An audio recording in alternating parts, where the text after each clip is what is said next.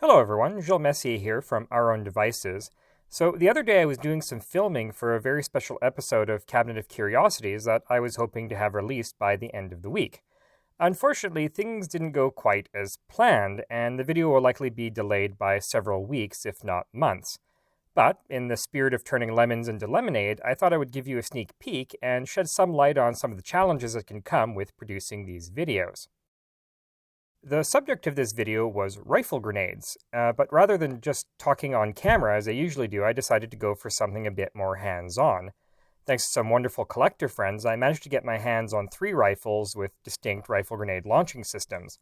A British short magazine Lee Enfield with a 2.5-inch Burns discharger cup, a German KR-98K with a 30mm Shispecker discharger cup, and a French MAS 3651 with a 22mm NATO grenade launching spigot. I made inert dummy grenades and custom launching cartridges for all 3 and was planning to live fire them on camera. Unfortunately, everything went wrong right from the start, and as you can see, some of these problems had nothing to do with the rifles themselves. As I had to drive an hour out of the city to shoot this footage, I decided to play it safe and record my monologues with 2 cameras in case one stopped recording, which is exactly what ended up happening. Unfortunately, I set the cameras a little too far apart, and guess which one I happened to be looking at? That's right, the one that cut out, meaning that all the usable footage for these segments has me looking off camera. It was incredibly bright and hot that day, and unfortunately the tiny screen on the camera made the recorded image very difficult for me to see. Such as filmmaking, I guess. But the worst was yet to come. All 3 grenade launching systems were designed to use special blank launching cartridges. These are typically star-crimped, but I don't have the equipment to do this, so I came up instead with an easier alternative. I pulled the bullets from regular cartridges and replaced them with a short wooden dowel sealed with epoxy resin. I tested this out with the MAS 3651 a few weeks before filming, and it actually seemed to work pretty well. Unfortunately, I didn't have my regular camera equipment with me, of course, so the only record I have of this success is this grainy cell phone footage. Thinking I had a winning system, I made identical blanks for the Enfield and the Mauser. The Burns cup for the Enfield is designed to launch the standard Mills bomb grenade fitted with a gas check plate, but as the only one I had was on loan from another collector and I didn't want to lose it in the brush, I decided to launch tennis balls instead. These happen to fit perfectly in the launcher, and being bright green are very easy to spot and recover after launching. I filled these balls with sand to give them some extra weight and to catch the little wooden dowel as it flew out of the barrel. However, this didn't work quite as planned. 3, 2, 1, tally ho! 2, 1, tally ho! As you can see, in nearly every case, the dowel punched straight through the balls, resulting in a less than spectacular trajectory. On one occasion, the sand did manage to capture the dowel, and the range was much improved. 3, 2, 1, tally ho! Oh, that was good. Interestingly, the German Shispecker suffered from the complete opposite problem.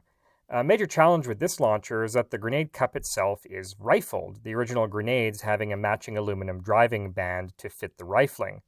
In order to make the launcher work as designed, I used the grenade cup itself as a mold to cast driving bands out of aluminum-reinforced epoxy resin. I then fixed these bands to the bases of 1 1/8 inch diameter wooden dowels to make replica grenades. To prevent the dowel from the blank cartridge damaging the grenade, I attached the driving bands using a rubber pan washer to absorb and distribute the impact. And, well, this worked a little too well. 3, 2, 1, los! 3, 2, 1, los!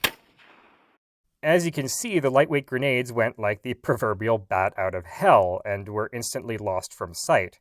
Even at 420 frames per second, the grenade is visible for only 3 frames, giving it an approximate muzzle velocity of 200 meters per second, or 720 kilometers per hour. But while those grenades took a lot of effort to make, and I was sad to lose them, I'll take unexpectedly good over unexpectedly bad performance any day. Now, the rifle I was most confident would work was the MAS 3651, as I had successfully launched grenades with it twice before. The grenade for this one actually has an interesting history. It started out as a replica M1 rifle grenade adapter, which is a hollow tail unit with fins and claws at the front to hold a standard M2 fragmentation grenade. Unfortunately, during my early attempts to create launching blanks, I ended up blowing the claws clean off the tail unit. So I trimmed back the tube with a pipe cutter and welded it to some black iron pipe fittings to create a new grenade. During that initial test a few weeks before, I noticed some cracks in the weld between the tail unit and the grenade body, but I figured these would survive at least one more launching. Well, I was wrong about that one too, and the weld failed immediately, sending the body flying a short distance and leaving the tail unit behind on the spigot. 3, 2, 1, feu!